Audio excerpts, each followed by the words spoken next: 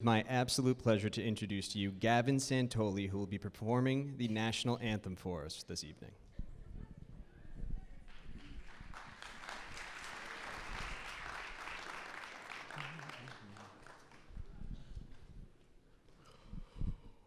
Oh, say, can you see by the dawn's early light what so proudly we hailed at the twilight's last gleaming, whose broad stripes and bright stars through the perilous fight o'er the ramparts we watched were so gallantly streaming, and the rocket's red glare, the bombs bursting in air, gave proof through the night that our flag was still there. Oh, say, does that star-spangled banner yet wave o'er the land of the free and the home of the brave?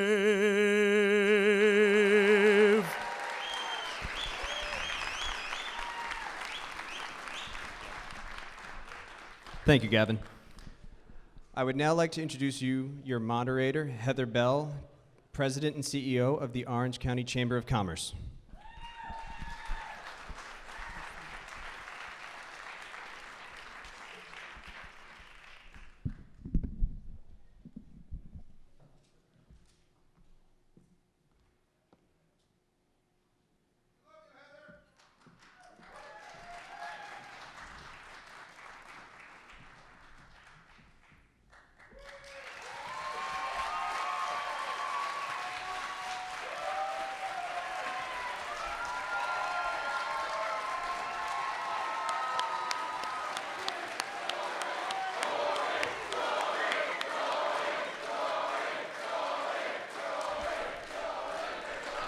Thank you, audience. Please be seated.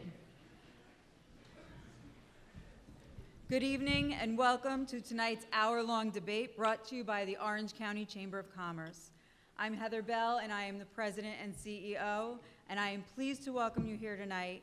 We are here at the beautiful Sugarloaf Performing Arts Center in Sugarloaf, New York, with the candidates running to represent the new 42nd Senate District in New York State, which is a newly drawn district, a part of the redistricting process that happens every 10 years. The candidates with us this evening are Republican Dory Houle and Democrat James Skoufis.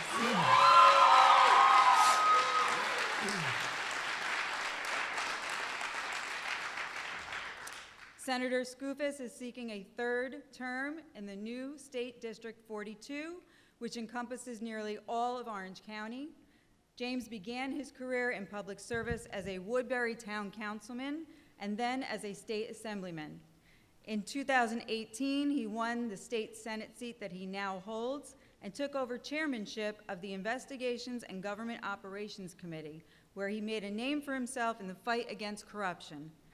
Working across the aisle, James's record of accomplishment in Albany includes cracking down on corporate welfare, securing universal pre-K, and record school funding, and leading the fight against overdevelopment. He lives in Cornwall with his wife and daughter. Welcome, Senator Skoufis. Thank you. Councilman Dory Houle is an experienced councilwoman from the town of Monroe. Dory is an American Sign Language instructor, and she is a principled public servant.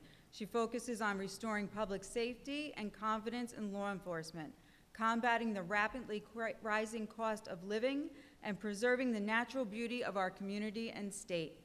She comes from a legacy of public service, being the daughter of a retired FDNY lieutenant and the wife of a recently retired NYPD officer.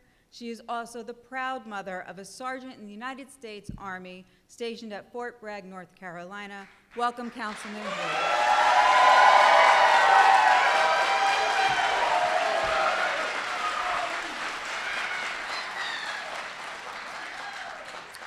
Audience, there will be no clapping, yelling, cheering. Kindly refrain from holding up signs as they may obstruct the view of others. We ask that all parties remain respectful throughout the entire duration of the event. Each candidate has agreed to a set of rules for this debate, which are as follows. Each candidate will get 1 minute to make an opening statement and 2 minutes for a closing statement. Each candidate will have 1 minute to answer the same question, and if a rebuttal is requested by the raise of a hand, they will be allowed 30 seconds. Re-rebuttals will be allowed at my discretion. If time allows, there will be a lightning round of yes and no questions. No visual aids or notes will be allowed. The chamber has provided a notepad, pen, and water. We conducted a drawing prior to the first question. It will begin with Senator Skoufis being the first opportunity to answer. Senator Skoufis, what inspired you to run for public office? Are we doing intros first, or are we jumping into questions? Sorry. Yeah, so this is my first time. We'll go ahead and do intro. Okay. Thank you. Thanks for correction. and I want to thank you, Heather, and the Chamber for hosting us tonight for this important debate. I'm running for re-election for another term in the state Senate because simply there's more work to do. And there's more work to do at a time when a lot of individuals, a lot of families, a lot of small businesses here in Orange County are struggling, especially economically. And they need a voice that is going to be in the state Senate, a bipartisan voice that is effective, that delivers for them. And I've done that the past 4 years, and I will do that for the next 2 years. There's only one person on this stage who has crossover endorsements from the other party. The Goshen mayor just today, Republican, the Woodbury mayor, the New Windsor town supervisor, other local elected Republicans have crossed over and supported me because they know I'm that bipartisan voice. PBAs from the state troopers down to the New York City PBA have endorsed me because I'm the pro-police candidate in this race. I'm going to continue standing up to my party when they're wrong and always putting Orange County first. Thank you for having me. Look forward to the debate. Thank you, Senator. Councilwoman. No.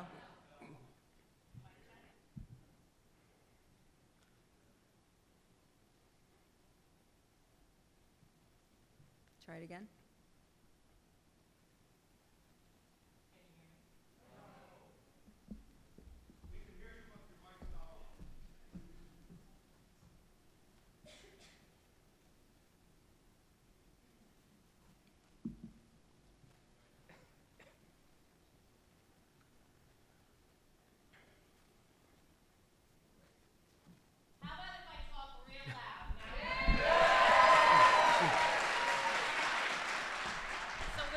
Pivot. Thank you, Heather. I'm Dory Houle. I'm a working mom of 5, the wife of a recently retired New York City police officer and a local elected official. I know, like many of you, how hard it is to love someone who puts on a uniform to protect and serve. My husband did it as a police officer and as a combat veteran, and now my oldest son does it as a sergeant in the Army. I've seen firsthand the impact cashless bail has had not only on crime, but on the morale of our law enforcement officers. I've sat with many people around this community listening to the issues. I know how difficult it is to be able to provide for a family. I know how hard it is to budget for food, utilities, clothing. And for those on a fixed income, the choices become food or utilities or medication. My opponent may have the support of union leadership, but I have the backing of the brave men and women who put on a uniform and protect and serve every day. Thank you, Dory.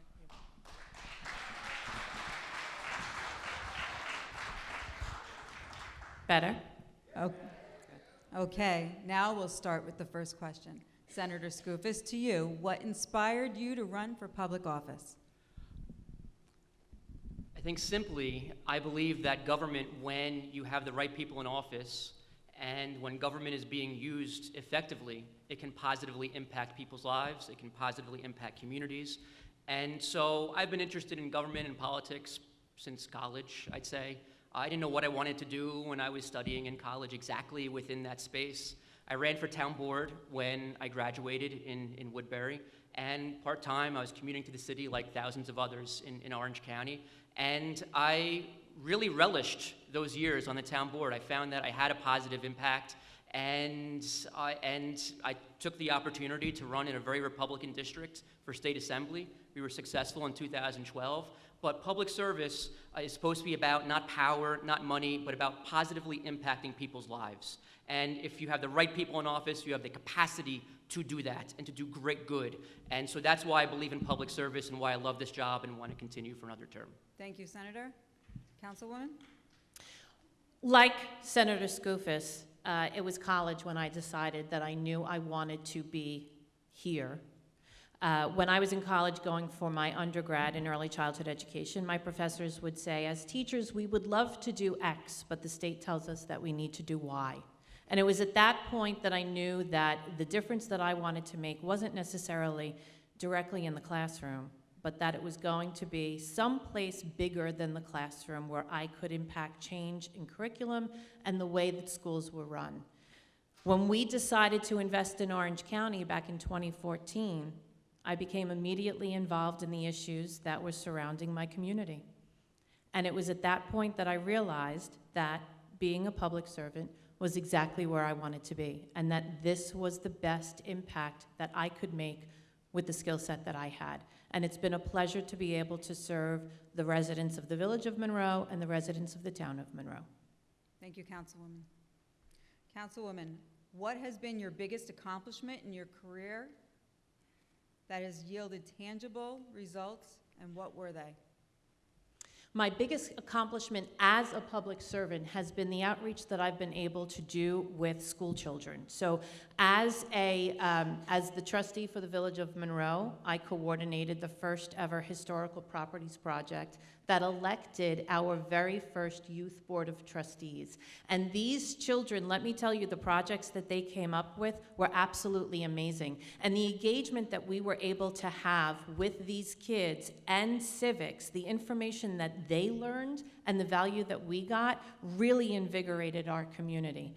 And then I was able to take that same experience and I was able to share it with a homeschool resource center that I taught with last year and the years prior to that. I was able to teach 3rd, 4th, 5th, and 6th graders about the Roman Republic. And I was able to take that same civics mind and apply it to these kids, and they flourished. And it was the most rewarding thing I've done for me and for them. Thank you, Councilwoman. Senator Skoufis. I'm proud of the fact that in the past 2 years, my office and I, out of 63 state senators, we've passed the most bills of any of the 63.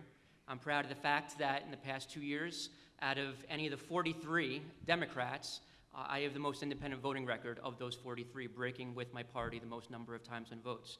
But the proudest single issue during my time in public service that really makes this all worth it is when I walk into a universal pre-K classroom in Orange County that did not exist 2 years ago and was created because I and a few other suburban members of the state Senate demanded that in last year's budget we finally start to get parity with New York City and start to get millions of dollars, over $200 million now, that have been owed to outside New York City, including here in Orange County. And in these past 2 years, thousands of slots, new slots, have been created right here in our community. That is world-changing for young families who no longer have to decide between not sending their kid to pre-K and spending $15,000 on pre-K. Thank you, Senator Skoufis. Senator Skoufis, according to the Bureau of Labor Statistics, there are over 100,000 fewer child care workers than there were before the pandemic. Over 3,000 child care services have closed in New York State alone since the COVID pandemic outbreak. While most of the economy has recovered within a 2 or 3% of our pre-pandemic employment level, the child care industry is still at 11 or 12% below its pre-pandemic employment level. What do you think is the reason for this, and how can the industry attract early childhood providers to fill these vacancies? I think 1 minute. it's a great question, and childcare has never been more important coming out of COVID, and as parents are trying to get back to work, they need to have someone that their kids are being watched by. And there are, I think, a number of reasons why the industry has been really challenged, even more than a lot of other industries. Certainly COVID protocols, the limited number of students that could be in a space, but one of the major problems has been the reimbursement rate.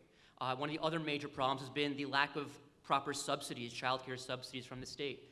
And in this year's budget, we began to fix both of those problems. We increased the reimbursement rate to providers by about 10%, and we increased the subsidy threshold from 200% of the federal poverty level to 300% of the federal poverty level. And the next 2 years, we're going to be implementing even more. And so more families will get childcare with this budget that passed, and providers will get a better reimbursement rate, both of which are long overdue.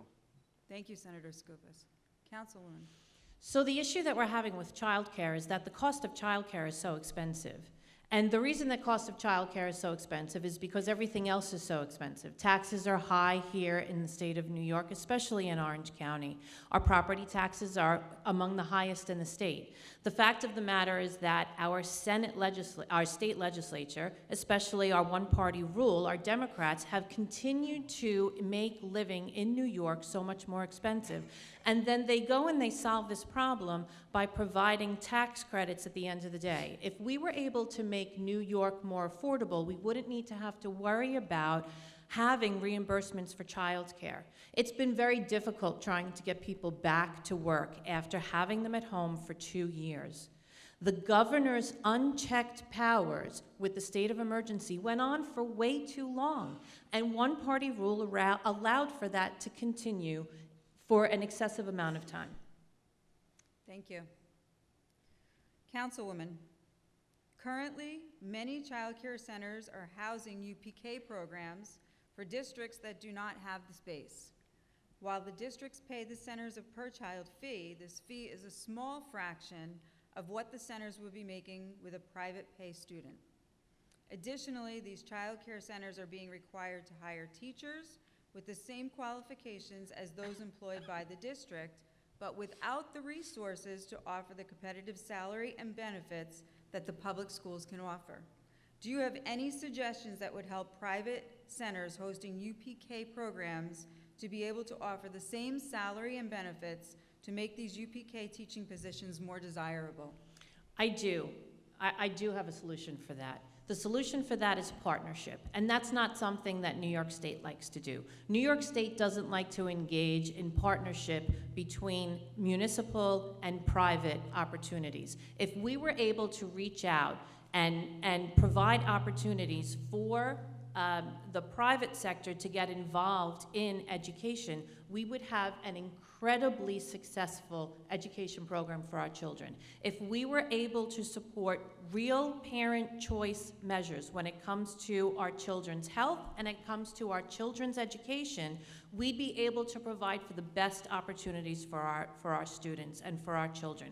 We need to be able to partner between the state government as well as private entities. Thank you, Councilwoman. Senator Skoufis. Respectfully, the way the UPK program is structured in New York State allows for exactly the type of partnership that Councilwoman Houle just described. School districts are permitted to move forward with UPK in one of two ways.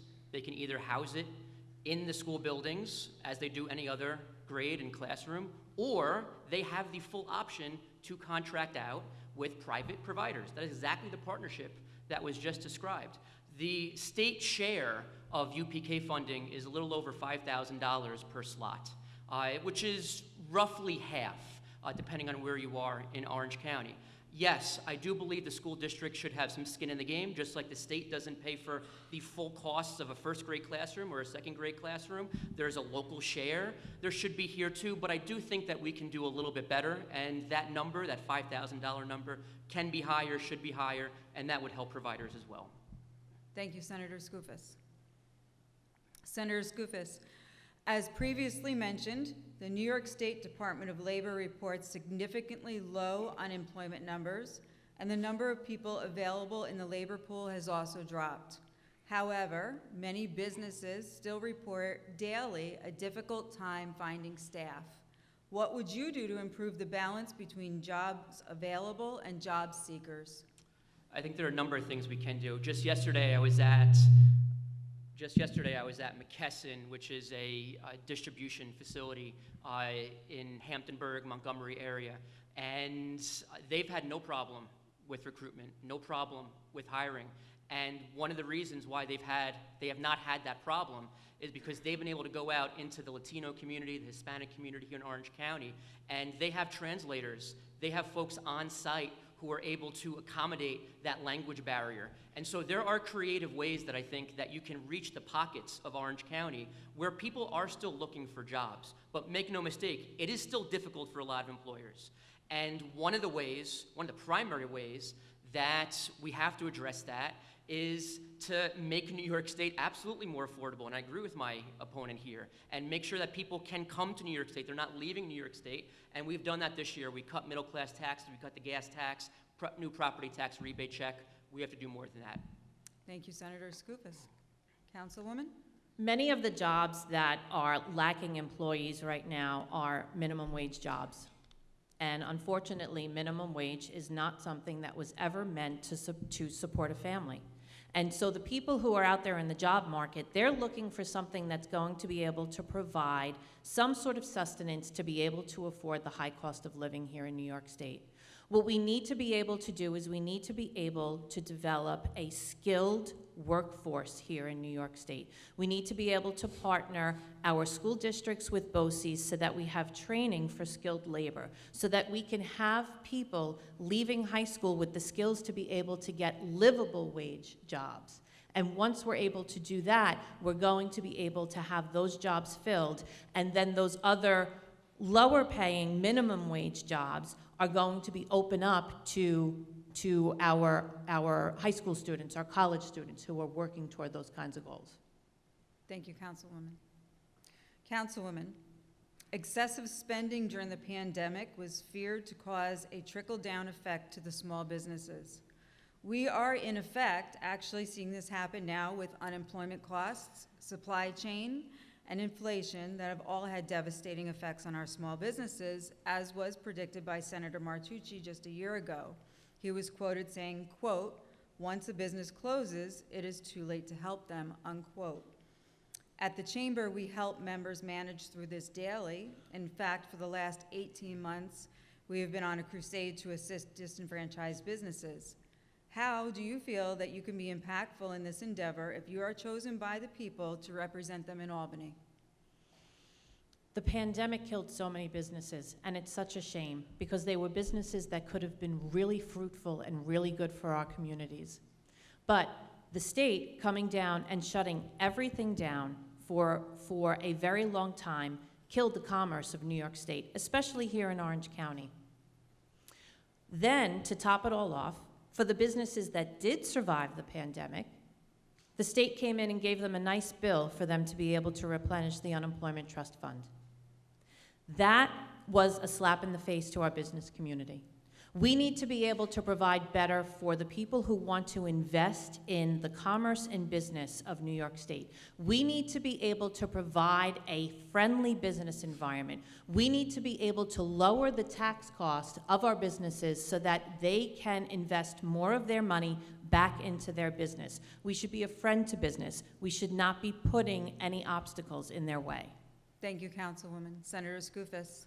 One area that the Councilwoman and I agree on is that it is a slap in the face that New York State did not do more, a lot more, to cover the costs associated with repaying the federal government for unemployment insurance. I worked with both Democrats and Republicans. The governor was an issue. She was a problem on that item. And we're going to keep fighting for it because we're going to be back in budget negotiation just a few months, and this remains a priority. But make no mistake, recent state budgets, we've had small business relief funds, we've had restaurant recovery funds. There are programs, they don't just drop out of the sky. You need advocates in the state Senate who pushed for those programs, and I was at the forefront. There's a reason why the National Federation of Independent Businesses, they've endorsed basically every single Republican that's running for state senate, but not my opponent, because they know they've got an open door with me, and I advocate for them in Albany. And the last item I'll mention is that we need to get our IDA and other economic development organizations to start paying attention to small businesses, Thank you, not Senator. just the big guys. Thank you, Senator Skoufis. Next question for Senator Skoufis.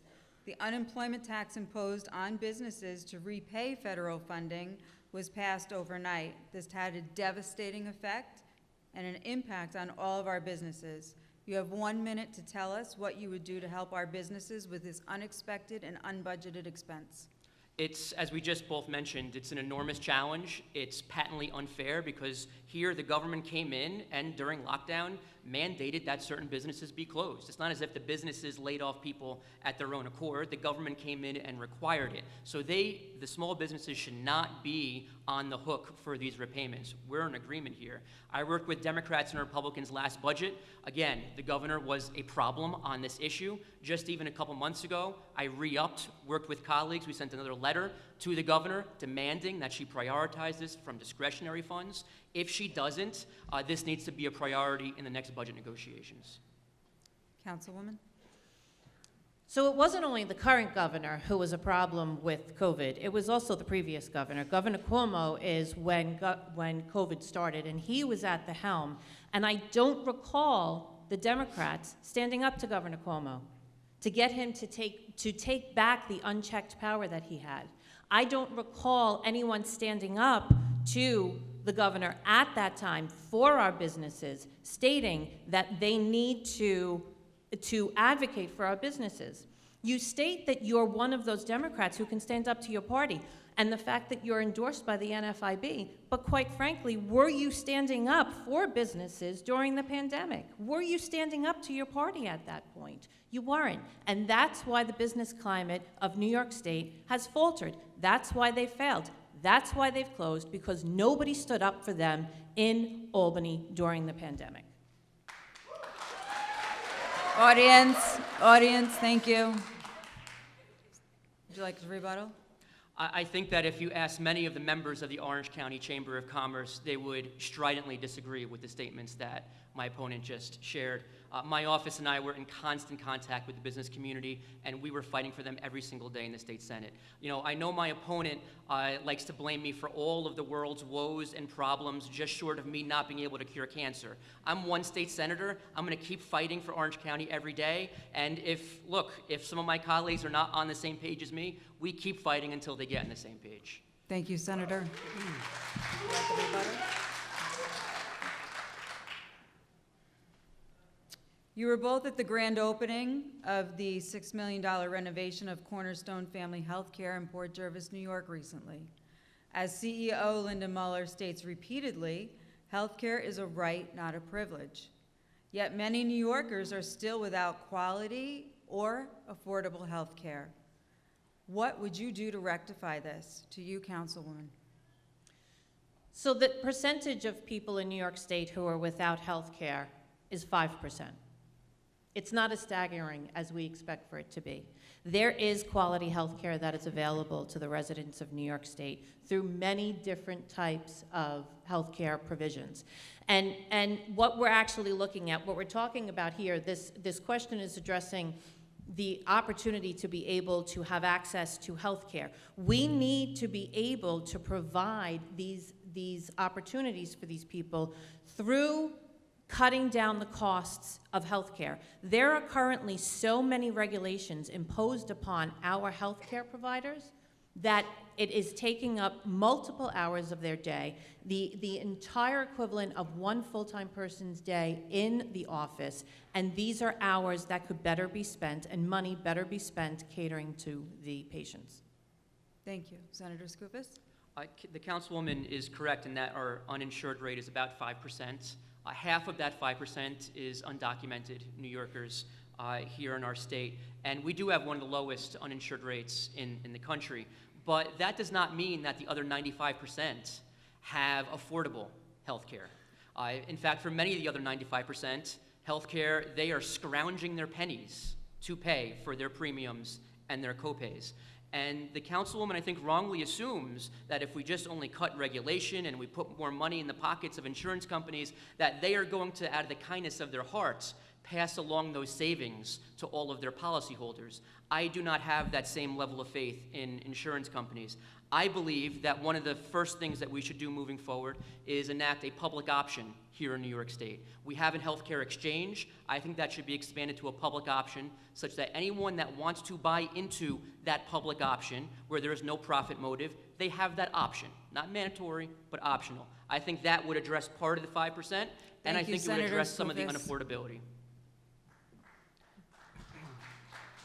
30-second rebuttal, Councilwoman. So the public option would actually put it into the hands of the government. Do we really trust the government with our health care? I wouldn't trust the government with our health care. Audience, please. All we have to do is take a look at the VA and to see how awful, what the terrible services that are provided to our veterans when we take a look at what happens when government gets control of our health care.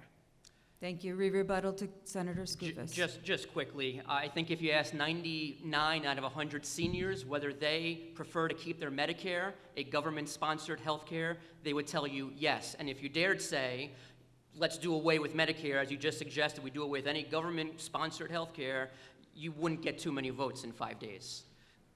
Thank you, Senator. Senator Skoufis. Consumer Reports recently ranked New York State as the 10th worst state for roads in the United States. The federal funding stimulus packages over the last few years have been identified as infrastructure funding. Yet, we continue to see our roads in this state in subpar condition. Couple this with the fact that New York is one of the most expensive states to drive through with ever-increasing tolled bridges and roads. Please tell us in 1 minute what your plan is to improve the quality of our roads, specifically with this district being the crossroads of the Northeast, with all but one main interstate running through it, affecting our commerce. I don't need to talk about the years ahead. Certainly there's always more work to do. Let's talk about what just happened this year. Every 5 years, there is a DOT capital plan that is negotiated. This was the 5th year. This was the year we negotiated that. And one of my jobs as a member of the Transportation Committee is to bring back as many of those tax dollars, your tax dollars, back home to Orange County through that DOT capital program. And so everyone has seen the future I-86 signs on Route 17, the quick way. They've been there so long, 25, 30 years, that they're rusting. This year, in the DOT capital plan, $1 billion with a B. That project is finally happening because we had the right representation in Albany. Route 17M, 6 miles, parts of towns of Chester and Monroe. That's getting repaved in the spring, as are a lot of other roads. That is because we had effective negotiations up in the State Senate with this DOT capital plan, and that's what we need to happen. Yeah, thank you. Councilwoman? That 5-year plan, that sounds just about as long as the town of Chester has been waiting for that bridge to be repaired. And recently, Audience. 2 weeks, 3 weeks before Election Day, magically the bridge that was too compromised to be able to be milled and paved over the course of the last 5 years magically received a beautiful new coating of blacktop on top of it. When the DOT stated that this bridge is not sound enough in order to be able to do that work. I drove over that bridge. Do you know that that blacktop, that I couldn't even imagine how much all of that blacktop costs, is already crumbling? And that's because we're not safe. So we're going to invest in I-86, billions with a B, billions of dollars to do I-86. How long is it going to take for that bridge to get fixed? Is it going to be in the next 5-year plan? 94 in Florida, is that going to be in the next 5-year plan? These are small projects that are very important to our communities. Thank you, Councilwoman. Rebuttal? I don't expect the councilwoman to be familiar with the ins and outs of the recent 5-year DOT capital plan, but she'll be happy to hear that, yes, there's $25 million that I secured in this plan to replace the very bridge you're talking about. Thank you. Audience? So 5 years. No, Thank you. not 5 years. Thank you, 2 years from candidates. Thank you, audience. Councilwoman. Yes. There have been many opportunities over the last decade for individuals to receive free education in New York State. However, this does not apply to all, leaving many unable to afford a college education. How would you advocate for those that it does not apply to, yet still cannot afford a college education? We've put a lot of stress on college education. And don't get me wrong, for plenty of professions, college is the way that students need to go. However, we need to be able to promote trade schools and vocation programs at the same rate that we promote colleges. We need to be able to send our children into opportunities for professions that are going to be best suited to them. And college is not always the way that they need to be able to go. We need to be able to find what each of these students is best suited for and push them in the direction that's going to be most natural for them. And for many of them, it's going to be trade schools and vocational programs. Thank you, Councilwoman. Senator Skoufis. I certainly agree with that, and college is not for everybody. And trade school and apprenticeship programs are for a lot of New Yorkers and Orange County residents. It's why in my first year in the state Senate, nearly 4 years ago, we secured funding and brought the first pre-apprenticeship program to Orange County that we've ever had. And that has been widely successful and supported by all of the Hudson Valley Buildings and Trades Council. But I do need to mention that we can't just gloss over the fact that college is really expensive. We can't just pivot to trade school. A lot of people still go to college. And in New York State, CUNY used to be tuition free, SUNY used to be tuition free. And right down the road, Newburgh Free Academy, about 100 years ago, about a century ago, they were one of the first free high schools in New York State. We used to charge tuition to go to high school. We need to have that same attitude, that same culture change in making our colleges or public colleges tuition free again in New York. Thank you. Senator Skoufis, middle school students should be provided with opportunities and training that prepare them to enter the regional workforce when they graduate from high school, staying on that same topic, where there are many good jobs in this area that do not require college degrees. How would you support this in the middle school? I think that exposure to those opportunities is important, and I'm sure we could do a lot more there, both in terms of curriculum as well as bringing in trades and other organizations and entities to start talking to kids, not in senior year, not even in junior year in high school, but earlier, even in middle school. One thing that we have to focus on, and it dovetails with a couple of the questions that you've been asked, is we have to diversify our economy here in Orange County. We do warehousing really well, we do healthcare really well, we do retail really well, we do public sector really well, but our IDA, our Orange County partnership, they always grab that low-hanging fruit. They don't try and bring new industry, new jobs to Orange County. It's more difficult to recruit, it's more time-consuming to recruit, they don't do it. And we want to keep our graduates here after they get done with high school and college. They need a bigger portfolio of jobs than just warehousing jobs here in Orange County. Thank you, Senator Skoufis. You'd think that everywhere that you turn around, you're going to see a warehouse here in Orange County, but you don't. You're seeing wonderful opportunities that have been brought to Orange County through the work of some really dedicated people here in Orange County. You've seen Legoland come here, which has been a huge boon, not only for Goshen, but also for the entire county. You've seen pharmaceutical manufacturers come here. You've seen energy people come here, energy producers come here and be able to offer jobs here. When we're talking about being able to provide our middle school students, we need to provide them with an education that's going to make them problem solvers and critical thinkers. We're not doing that. We're worried too much about bringing social issues into our curriculum, and we're not worried about focusing on reading, writing, arithmetic in order to make our students the best and smartest that they can possibly be. Thank you, Councilwoman. Audience, please. Do you want a rebuttal? No, I'm okay. Councilwoman, the state recently closed several correctional facilities. While many of the correctional personnel were relocated, the state continues to be in a workforce deficit with continuous recruiting and hiring. In fact, for some time, they were waiving the test for corrections officers and replacing it with a survey instead.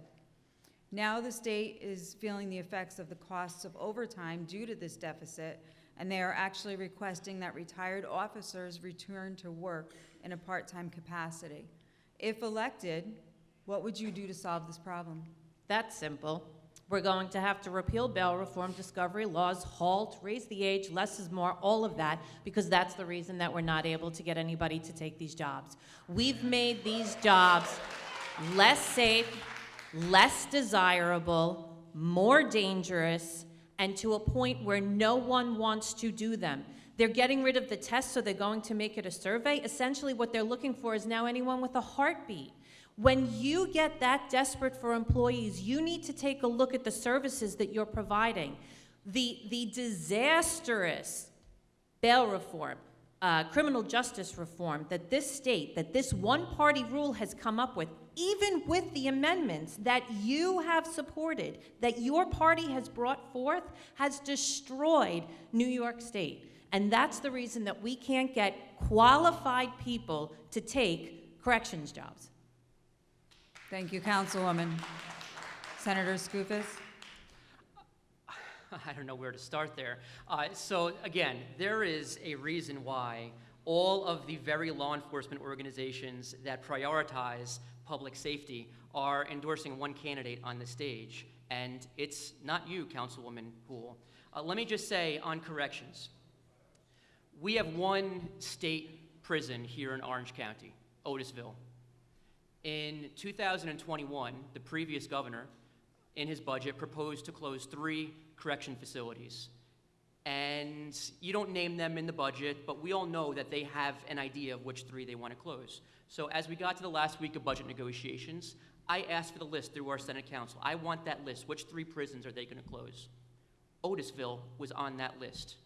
There's one person who got it off the list, and you're looking at him. Otisville is open today because we had an effective state senator in the room during those negotiations fighting for our employees. Thank you, Senator.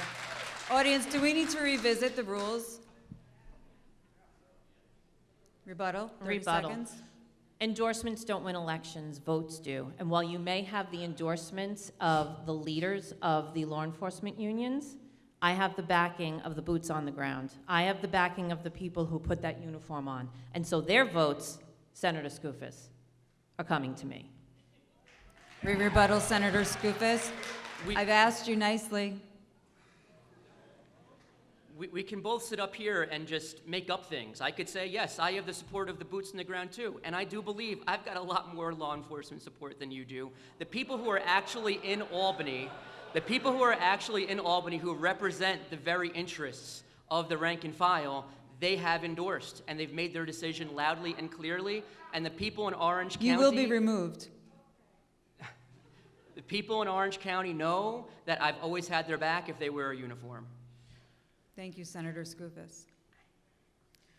Please share, Senator Skoufis, how you feel about the secret flights coming into Orange County Airport, and what, if anything, you plan to do about the situation should you head to Albany. It's simple. The secret flights should not be secret.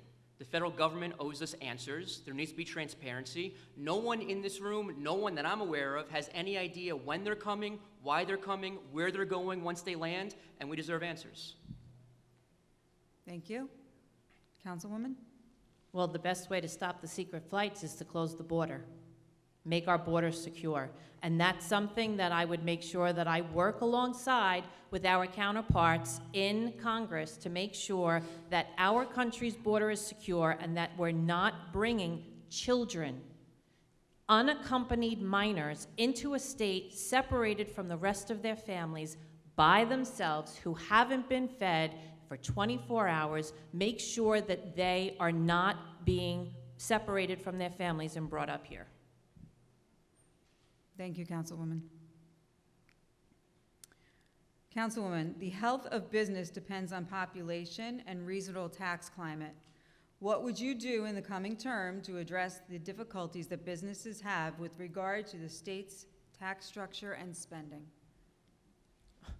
Well, the first thing that we need to be able to do is we need to be able to dig down into that budget. We live in one of the highest tax states in the country, and yet I have no idea what we're spending this money on. We're not spending this money on infrastructure yet. We're not spending this money on mental health services because we keep taking that out of the budget. We're not spending money on the Medicaid reimbursements. We talked about government health care earlier. We're not spending money on Medicaid reimbursements because we're still paying out Medicaid reimbursements on 2007 rates for our seniors. So we need to be able to dig down into the budget and making sure that we're responsible with taxpayer money. Taxpayers have trusted us with $220 billion. We need to do a better job than what we're doing. And once we do that, we're going to be able to lower the tax cost for our residents and our businesses. Thank you. Senator? I appreciate the question. It's a good question. I unfortunately didn't hear any solutions from my opponent. She basically just said, I don't know what's in the budget. I think, quite frankly, a prerequisite to running for state senate should be having a sense of what is in the $220 billion budget and what we're spending money on. And by the way, we restored mental health beds this year, and some of the other issues that you raised weren't quite accurate. But yes, this year in the budget, I was involved in 3 tax-cutting, very important and meaningful measures. 1, I wrote the bill. We cut the gas tax through December 31st. Yes, gas prices are still high. They'd be 16 cents higher per gallon if we did not do that holiday. Number 2, we have the lowest in 70 years. You make under $300,000 in New York State, you have the lowest state income tax rate in 70 years. That's a fact. And number 3, we created a new property tax relief program. Lots of millions of homeowners in New York State got meaningful checks in the mail a number of months ago to help with their property tax payments. There is no mistake. Thank you, A Senator. lot more work to do, but we had a good start Thank this you, year. Senator.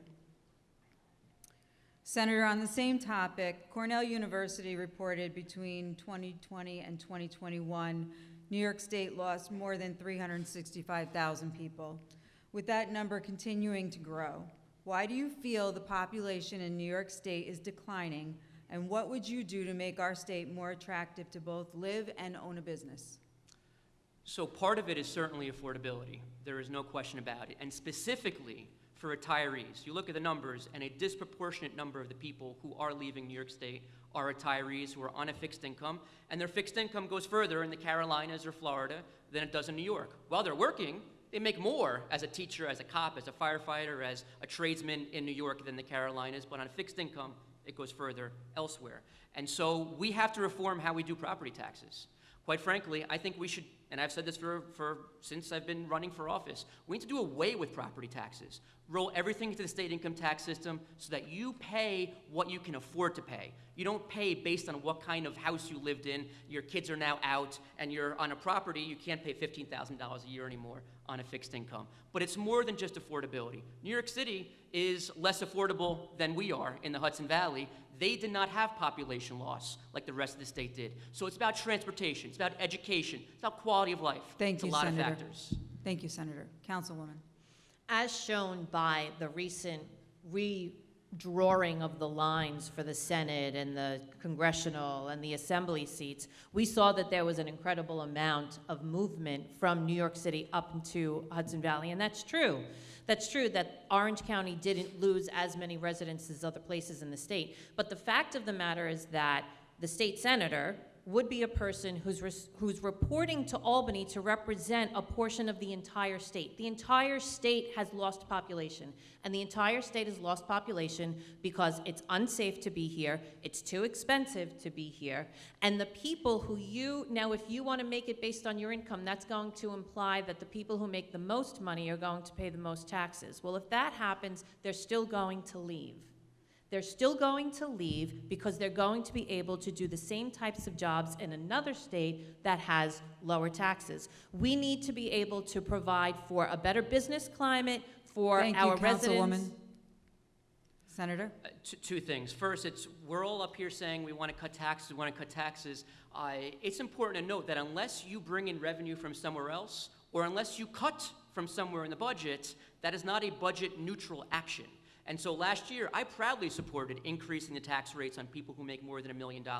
That helped pay for the tax cuts that I just shared a moment ago.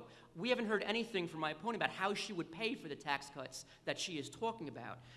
And the other thing that... Thank you, Senator. Okay, thank you.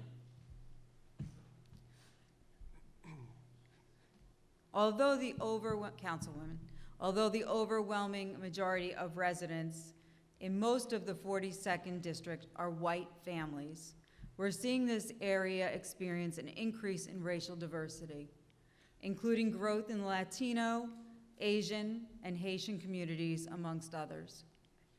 We're also seeing the post-pandemic migration from NYC, an increase in different religions, and the LGBTQ background. What do you feel you can do, if elected, to make our communities more welcoming and inclusive to everyone? Councilwoman? New York is a melting pot, and it always has been. And New York has been the place that has welcomed people from all over the world. Each one of us are here because somebody moved here from someplace else. And so it's going to be through communication and education that we're going to be able to take each of these different cultures that makes New York so special and bring them together so that we can have the most beneficial living experience here in New York. To be able to meld all of those different cultures together is going to happen through meaningful communication and discourse. And that's exactly what we're lacking here in New York State. We are no longer listening to each other, we're talking at each other. We're not having conversations, we're just yelling at each other. And we need to be able to have people who are going to be able to have conversations and come to real results. Thank you.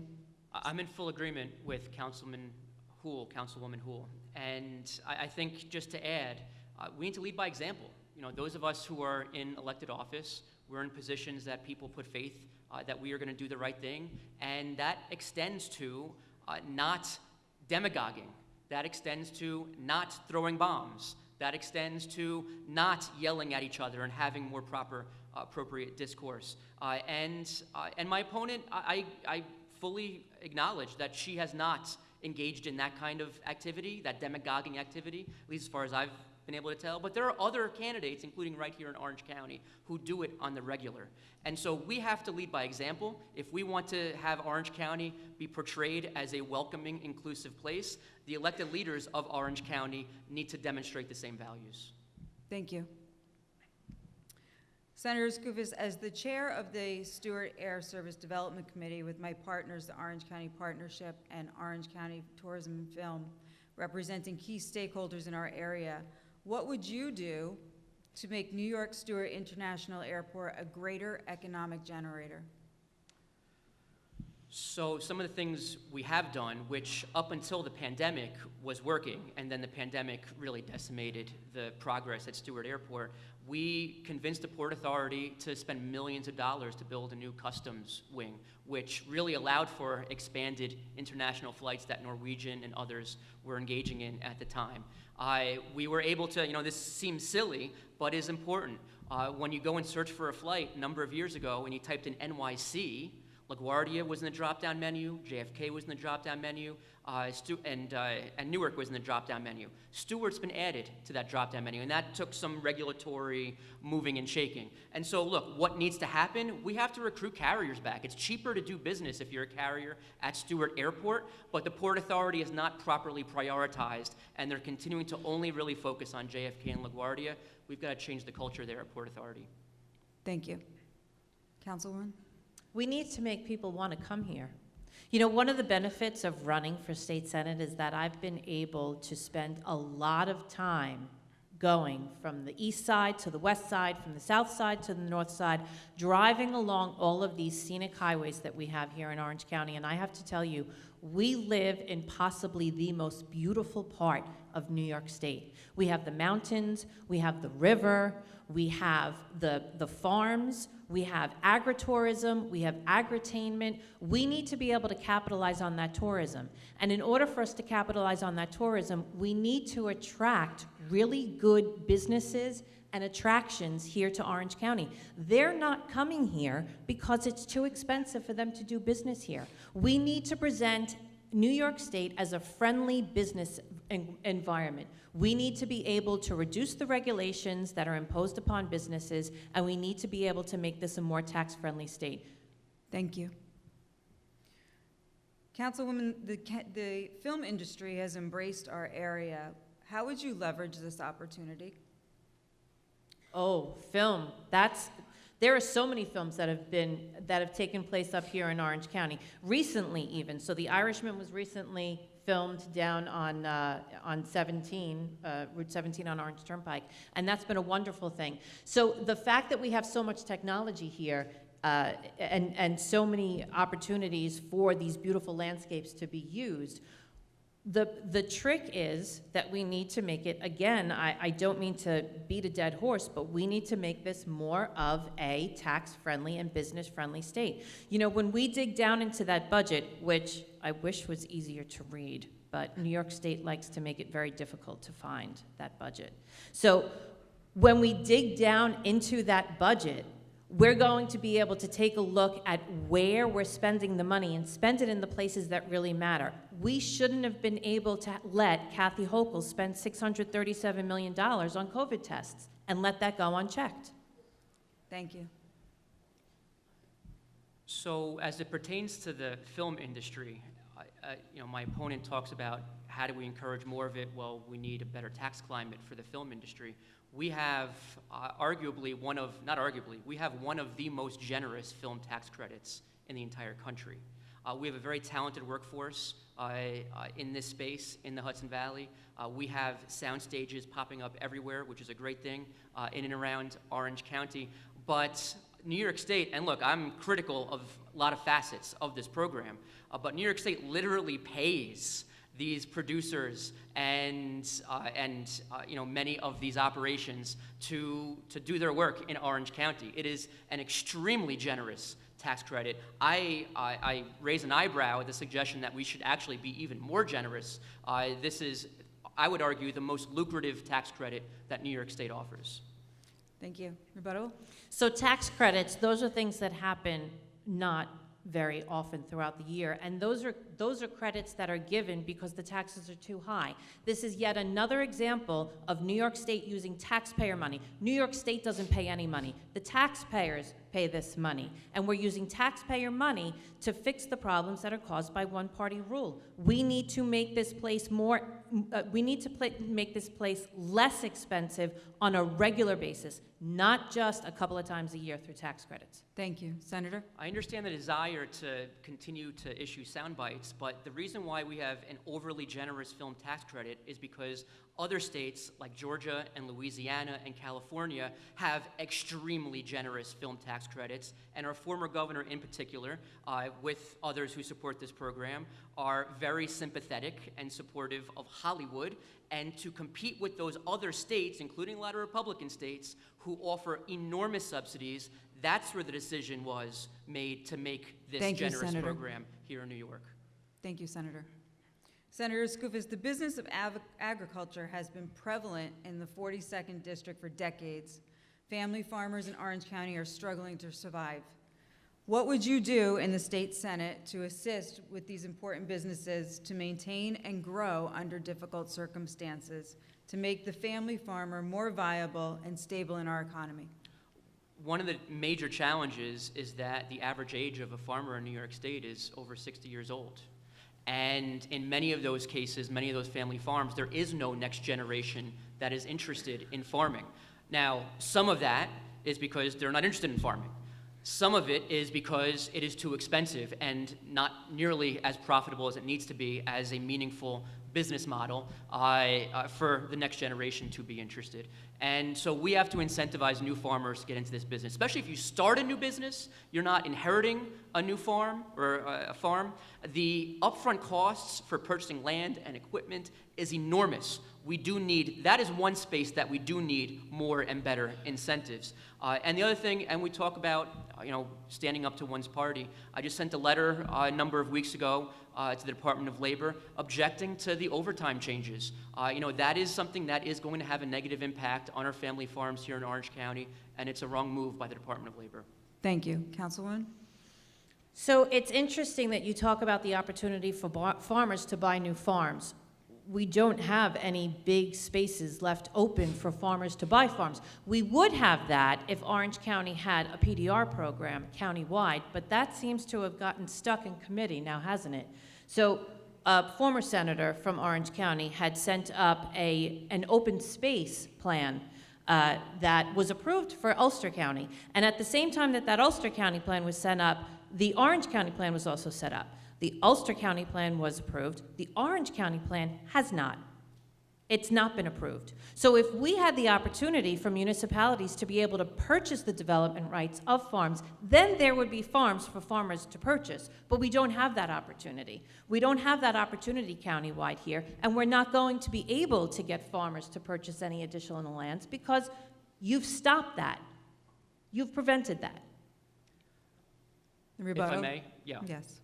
So a couple of things quickly. Number one, we have the highest closing costs in the country. And in one breath, my opponent says, oh, we need to make New York State more affordable. In the next breath, she's supporting a bill that would add thousands of dollars to the closing cost of middle-class homes in Orange County, making homeownership far less affordable in our community. But beyond that, I've passed a Chester bill to enact one of these PDR revenue generators and a Blooming Grove bill. The governor vetoed the Blooming Grove bill. If specific communities want to work with me in my office, I've demonstrated an ability to do that, but county-wide is irresponsible. Thank you. Rebuttal, please. So it's funny that you say that because that's the same exact answer that you gave Steve Brescia when. Yes, I'm consistent. Yep, you are consistent. I appreciate that. The fact of the matter is that it's not going to cause a rise in any of that because residents are going to be willing to protect their properties when it comes to protecting all of that open space. And it will not decrease the price of homes. As a matter of fact, in Warwick, the price of homes have gone up because of all of their PDR programs. Thank you. Councilwoman, how can New York State, in particular in the Hudson Valley, with its rising taxes and utility rates, compete for desirable economic development projects when we border Connecticut, New Jersey, and Pennsylvania, who offer strong incentive packages for companies looking to expand or relocate? Oh my goodness, wouldn't it be great if we were able to be as competitive as those border states? Wouldn't it be great if we had the kind of business climate where businesses were tripping over themselves to be able to come here? That's the kind of thing that we need to be able to support in the Senate. We need to be able to support positive business climates here. We need to be able to be a place where businesses want to come here to invest. Do you realize that businesses and commerce are going to pay more in property taxes than residents do? And so if we were able to have more businesses that applied their funds to the tax base, it would actually make it more affordable for the residents here in Orange County.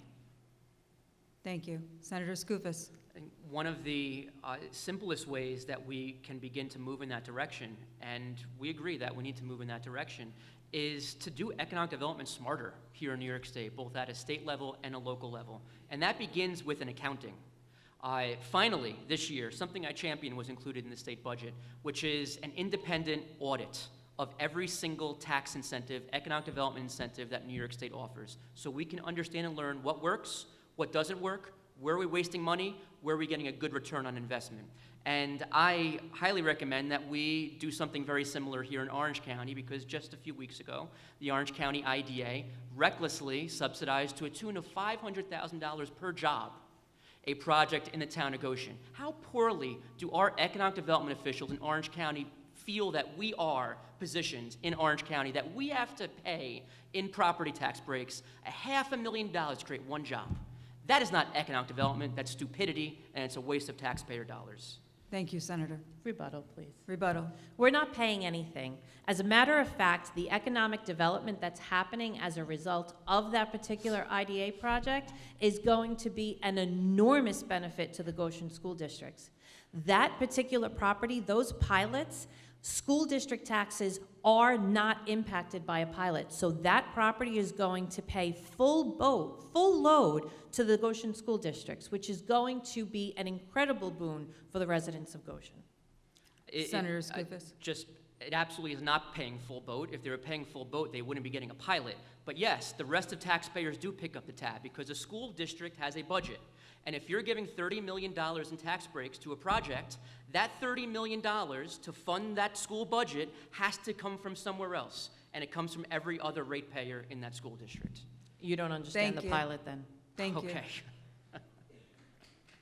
Thank you. Senator Skoufis. Conditional adult use retail dispensary licenses will be first adult use retail dispensary licenses issued in New York State. Currently, the process for the timing of the licenses is unclear and left undefined, creating a burden on the cultivators. If elected, will you address expediting this process to retail as was promised by the governor so cultivators can begin selling their crops? It's a great question, and we have been getting some clarity in recent weeks and months. My expectation, and what I've been told by the regulators is that we should be expecting the first retail stores to open either in December or January, just a number of months from now. And so we are very close. It's been a long time, a long road to this point, but we're very close to actually getting this system with legs underneath it. And look, it's something that I supported. I didn't like every detail of the bill that passed. For example, I did not support, I didn't like the fact that home grow was included in the bill. I don't think that people should be able to grow marijuana in their home. It creates a black market. But overall, no one should be able to, go out and look, there are, unfortunately, sadly, tragically, there are alcohol overdose deaths to the tune of thousands. There are no marijuana deaths. Why are we treating marijuana as if like it's some more dangerous drug than alcohol? It's a good thing we're legalizing it safely. Thank you. Councilwoman? So this is another example of how Albany comes up with these policies, and they're very poorly thought out. And the reason for it is that when our one-party rule goes into a room and they develop these policies, they're not talking with anybody else. We legalize pot, and we legalize pot without understanding the ramifications of any of this, and without preparing for the impact that any of this would have on the regulatory process, on the approval process. This is something that should have been discussed with all of the stakeholders before being able to roll this out. But this is not the policy that Albany likes to enact. Albany likes to be able to come up with an idea and say, oh yeah, that's a good idea, and then enact that without having any type at all whatsoever of a plan to actually bring this to fruition. This needed to be discussed with all of the different municipalities and the police departments, the DA's office, all of them should have been brought in to be able to discuss all of this. Thank you. Rebuttal, Senator Skoufis. These pieces of legislation don't drop out of the sky and get passed the next second. This bill in particular has been around for a decade. Of course there were conversations during that time. I was not even just here in Orange County. I was at a round table with law enforcement and other stakeholders in Long Island during these negotiations to hear from folks. The suggestion that no one was talking to one another and the appropriate stakeholders is just simply not based in reality. Thank you. And we still came up with a crappy bill. Thank you. Councilwoman, where does environmental health or climate change fall on your list of priorities? And what steps, if any, do you have to take to support sustainable infrastructure projects to ensure environmental sustainability? The environment is a very important part of my platform, as you see when I state that I'm looking to be able to preserve as much land as possible in Orange County. And it's a very difficult thing to do because, as my opponent has stated in a previous response, he is not interested in preserving land throughout Orange County. He's only interested in preserving land in very specific places throughout Orange County. If we don't protect our environment, if we don't protect our water sources, if we don't protect our trees, we're not going to have a very clean environment. So in order for us to be able to do that, we need to let nature take its course and do its job. We need to be able to protect our green and our open spaces, because without that, this drought that we see this year is going to be commonplace. We are going to see this more and more often. Thank you. Senator Skoufis.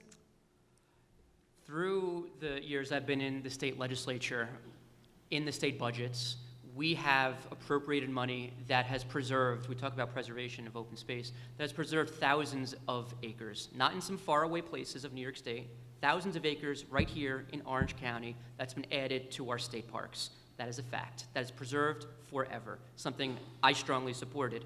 But let's talk about the CLCPA, the strongest climate change law in the state. I was one of 7 state senators who helped draft and negotiate that legislation in 2019, putting us on a path to a green economy and to renewables and off of fossil fuels. And last but not least, after a number of years of advocacy, a bill that I authored in response to the situation in Newburgh, we've added now 24 new contaminants that have to be tested for by municipalities throughout New York State, making sure that we have the very safe water that my opponent was talking about. Thank you. You have a rebuttal? No, I'm okay. Okay. Senator Skoufis, what would you advocate for on a state level to ensure that our children, our educators, and personnel are safe in their schools? 2 things come to mind immediately. One is I've always been a strong supporter of school resource officers. I've helped fund through the state budget and increased aid from the state budget negotiations, school resource officers in a number of districts throughout Orange County. And I believe that it is important to not have a security guard, just a security guard or security guards, but to have trained either active or retired police officers who know how to respond effectively to emergencies when they arise. But also, as when I was in Minor Woodbury, engage students and participate in classroom activity, teach DARE. That's certainly what the SRO did when I was in high school at Minor Woodbury. And the second is we generally need to make sure that our schools get a fair share from the state budget. And the past 2 years, our school districts in Orange County, through advocacy in the state budget, have gotten tens of millions of additional new dollars year over year, a 20% increase. Thank you, Senator. Councilwoman? So in order for us to be able to make our schools safer, yes, we do need school resource officers. And I'm very grateful, as the mother of children who are in the public school system, who are in Monroe Woodbury, I'm very grateful for those dedicated men and women who are our school resource officers. But the other thing that we need to be able to do is we need to be able to restore funding to our mental health services. The pandemic, shutting down our schools, especially for our middle schools and our high schools, was disastrous for our students, because at that point when they are developing, they are in need of having that social interaction, and we kept them away from each other for way too long. Year after year, the state budget has taken money out of the mental health budget.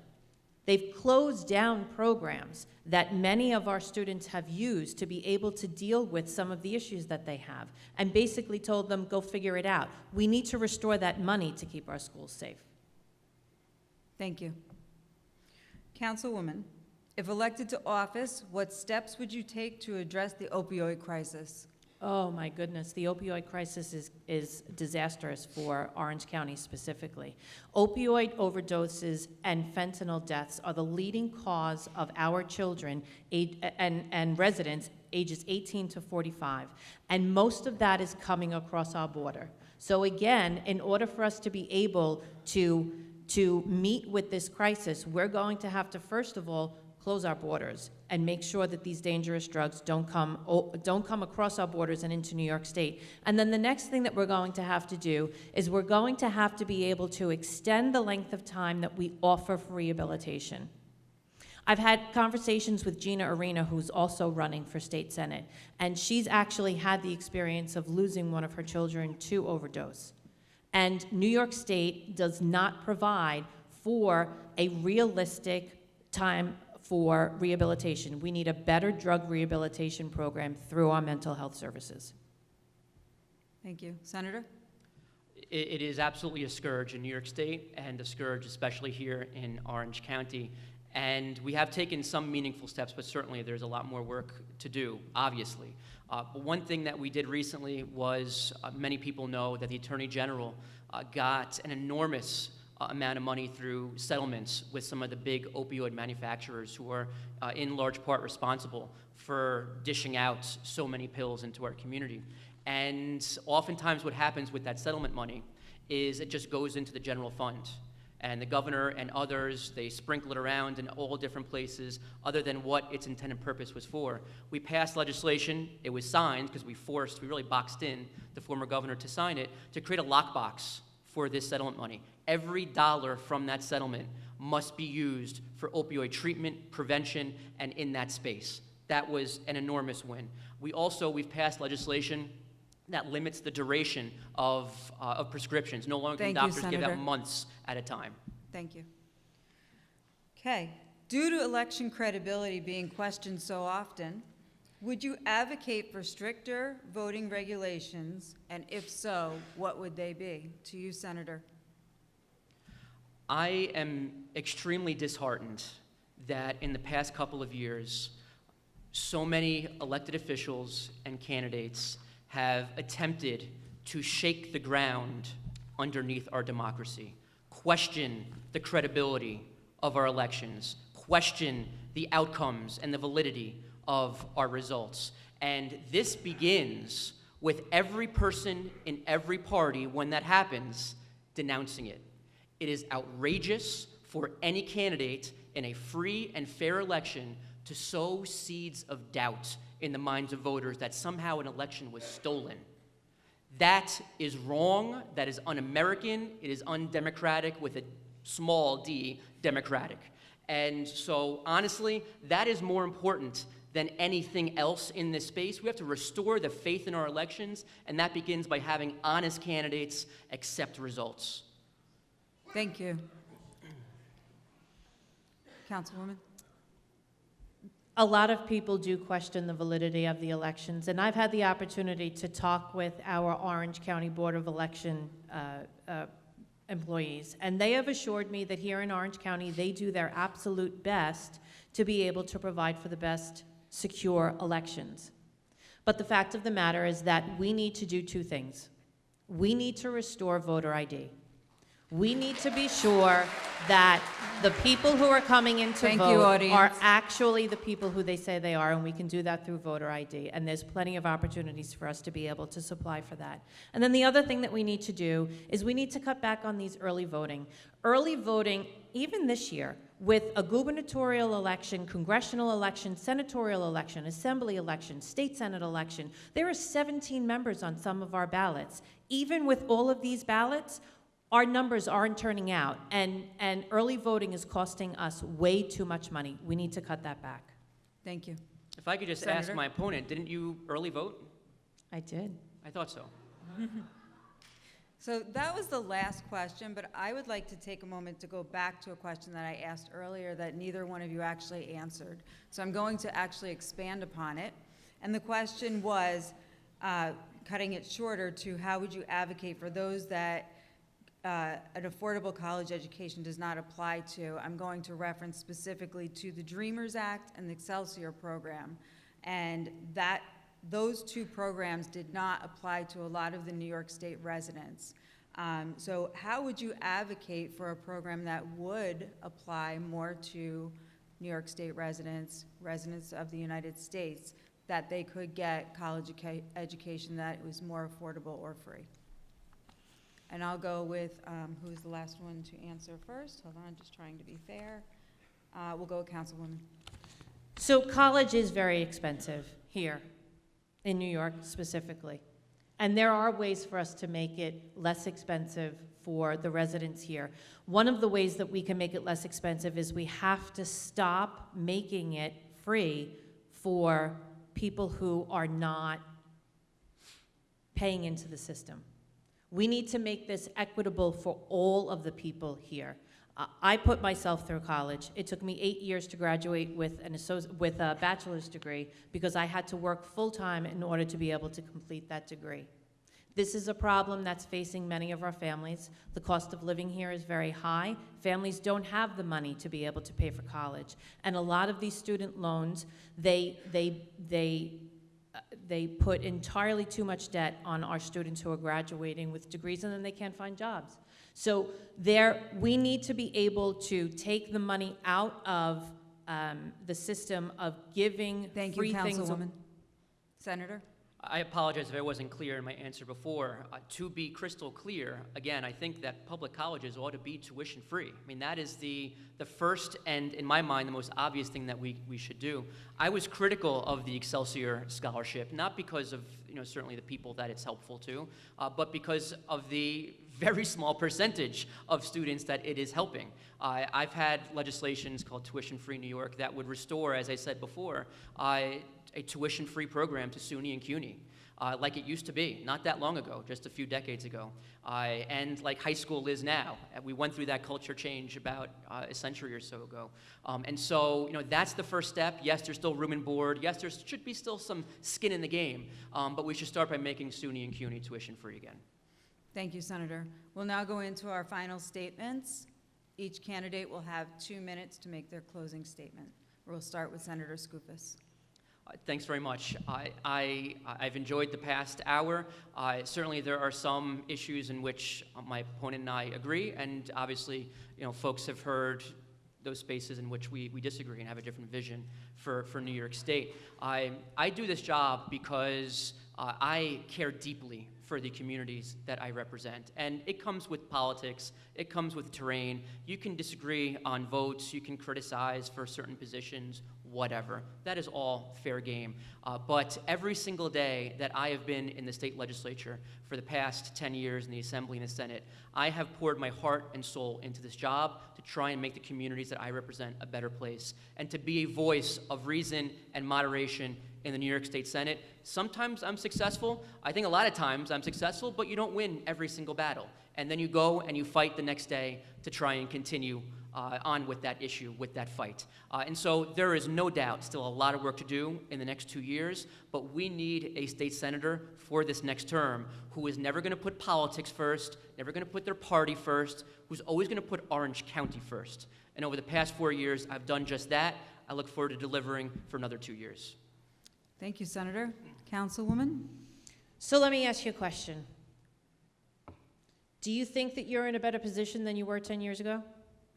Do you feel safer than you did 10 years ago? Can you continue to afford to stay here? Do you still love New York? You've heard from both of us tonight.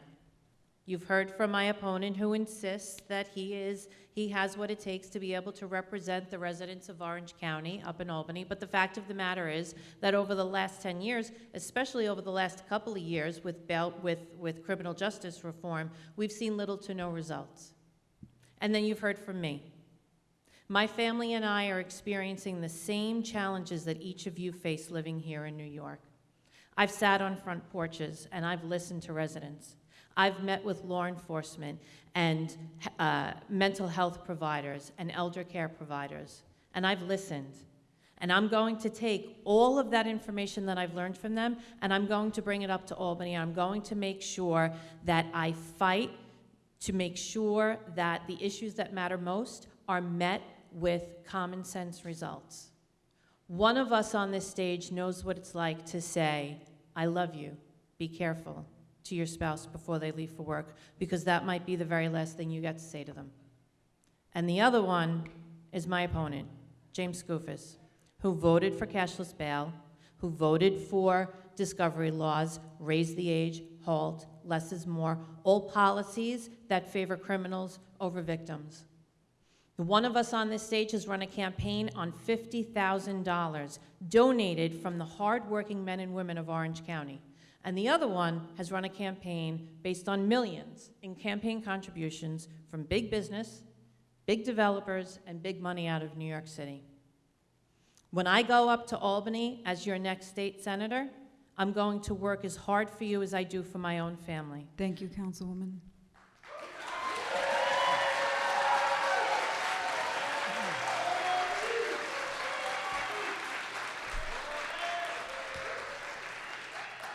Thank you again to our candidates running to represent the residents of the new 42nd Senate District of New York State, Senator James Skoufis and Councilwoman Dory Houle.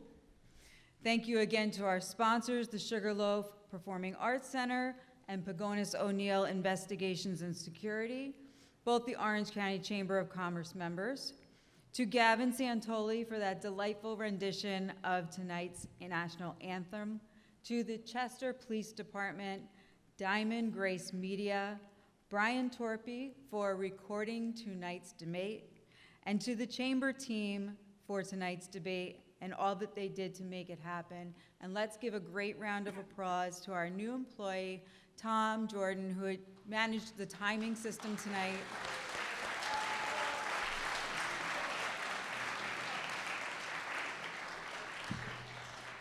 I'm Heather Bellmeyer. I am the President and CEO of the Orange County Chamber of Commerce. It has been my extreme pleasure to be asked to moderate and host tonight's debate.